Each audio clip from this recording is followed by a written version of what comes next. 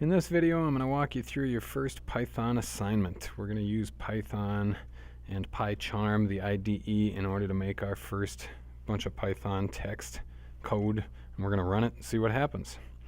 So here's the assignment in Schoology. Your first job is to get a new project opened and get this stuff typed into your project file. So I've opened up PyCharm here, and we're going to hit Create New Project. And under Location, it defaults to this Users PyCharm Projects folder. That's kind of a lousy place to put your stuff. So just hit that folder icon off to the right.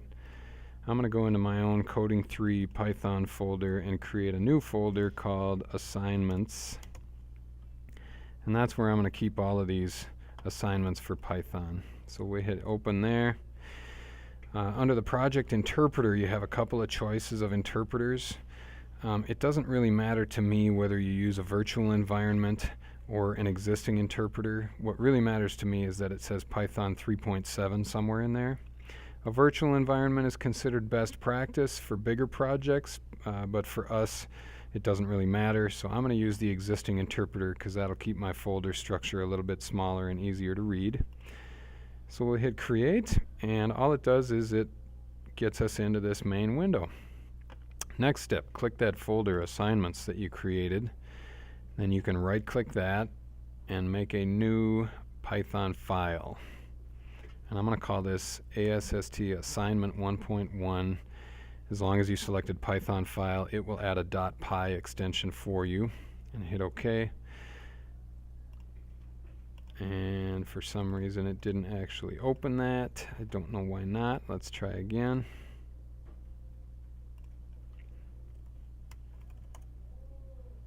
Okay, now we have assignment 1.1.py, and I have an editor open, and we're ready to type code. So your next step is going to be to copy all of this off of this image exactly as it's written right here.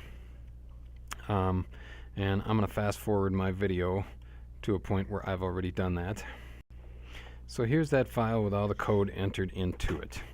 Now the first thing you're going to notice is that comments in Python are a little bit different than JavaScript comments. You need to enter a hashtag in order to do that. In JavaScript you can do 2 slashes or a /*. You cannot do that in Python to enter a comment. There's also no multi-line comments in Python. We only have the hashtag. So right away we have one line, print hello, and I told you what it does. It prints the string hello to the Python shell output. Let's actually do that. I'm going to have this script run. So I'm going to right click anywhere in the code, and there are these 2 choices here, run or debug. Now if you hit run, it'll pop a console window up on the bottom, and it'll show all the output at once. It'll run the whole script and give you everything at once. What I actually want to do is just step through this script one by one so we can see what each line is doing. So I'm going to minimize that, and what I'm going to do is click on line 5 right next to the number 5 in that gutter there, and it's going to add a red dot. That's called a breakpoint. Now when I right click, and instead of hitting run I'm going to hit debug, it's going to stop the execution right at that breakpoint, and it hasn't actually executed line 5 yet. It stopped right before that, and what you get is this debugger console. The main things to look at in here are this middle column where it says variables. It shows you all the variables that you have in your Python program at the moment. We have none. And then if you click on this tab right here where it says console, this is the actual Python shell output. The Python interpreter reads your code, and any output that it creates will go here.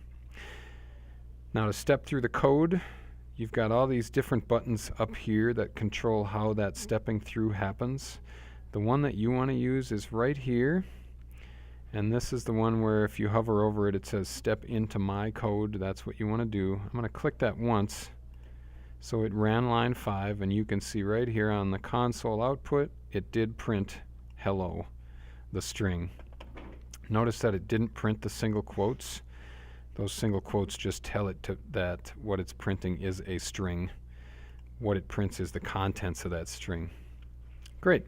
So you can actually use this now to step through this code and find out for yourself what each one of these lines is doing, because your assignment is to tell me in English after each one of these comments, what did that line do? So I'll step through again, and you can see x equals 9. With the debugger now, you'll notice there's no output because all I did was create a variable and assign it to 9. But if I go back to the debugger tab, now I've got an x equals 9 down in my variables list, so I can see the value of x. If I go one step further where it reassigns x to 15, and I look down here, you can see x equals 15 now. So this is a really powerful tool for keeping an eye on your variables as you step through your code. PyCharm also puts that information actually in the code. It puts like a secret little comment up here that shows you the current value of the variable right in the code, so that's kind of cool too. Alright, so this is variable assignment. This is variable reassignment. This is an example of printing next. Notice it printed the value, the current value of x out to the shell. Here's an example of using addition, subtraction. An asterisk is multiplication in Python. And here we have a new one, 2 multiplication signs in a row, not something we have in JavaScript. Let's step down there and see what that does. These all went exactly as I expected. 15 times 2 is 30, but what's 15 star star 2? That gives me 225. Well, what that actually did was x to the second power. This is how you do multiplication of something by itself multiple times. So we could do x star star 3, 4, 5, whatever, and it'll take it to that power. Here's division with the slash. Python also gives you this interesting double division. So 15 divided by 2 gave me 7.5. Double division gave me 7. That's an operator that Python gives you called floor division. It removes the decimal. It just keeps the number in front of the decimal, and that's it. So if you want to spit out only an integer and get rid of the extras, that's a good thing.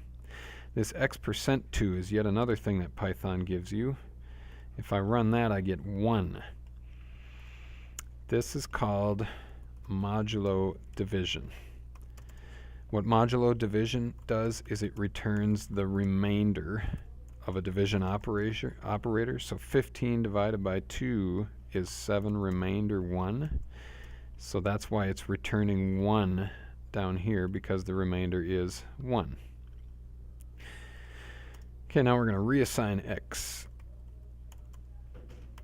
And we're going to create a string and put that in x. If I run that step, go back to my variables tab, you'll notice that x now equals the string 2. You can see that up here as well. I will create another variable called y. That one's going to have a value of 3, and you can see it added it to our list in the variables tab.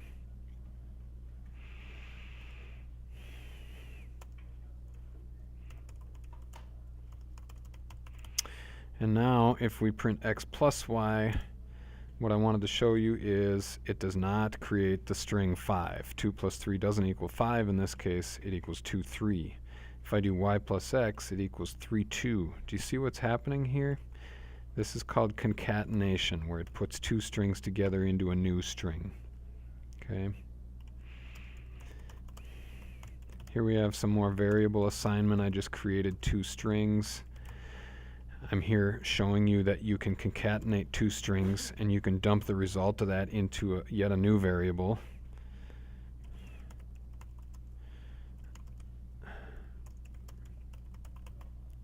So ln3 will become a new variable from ln1 and 2. And back on my tab here, I can see the results of that. I'm going to print out ln3 so I can see that on the console as well. There it is. Notice there's a nice space in between the two. That space is there because I actually typed it into the string ln2 right here. And I typed a space at the end of the string here too. So when I run the next line, which is 2 ln3s in a row, you're going to notice there is a space right there. And that's there because I put it there. If you don't put it there, it won't show up. The way to double check that would be to remove this breakpoint, pop down here and make another breakpoint here, and then this button right here will allow you to rerun the whole thing back down to that point. Go back to my console, hit the step again, and you'll notice that that space, sorry, that space is still there because I forgot to delete it. Boom. Rerun it. Step in. And now that space is not there in my code because I removed it from the string. So watch out for those spaces when you're doing string concatenation. Here is double quotes, which look like this, inside of single quotes, which look like this. I'll run that. Double quotes inside of single quotes. That actually puts the quotes into the string. Okay, so the single quotes tell Python that here comes a string, but the double quotes are actually characters within the string. If you do the reverse, then you get the reverse. You get the single quotes inside of the string. Single quotes inside of double quotes. So that's basically it for our introduction. What I want you to do is just think about, how is Python different from JavaScript? Is it easier? Is it harder? How so? What does Python give you that JavaScript doesn't?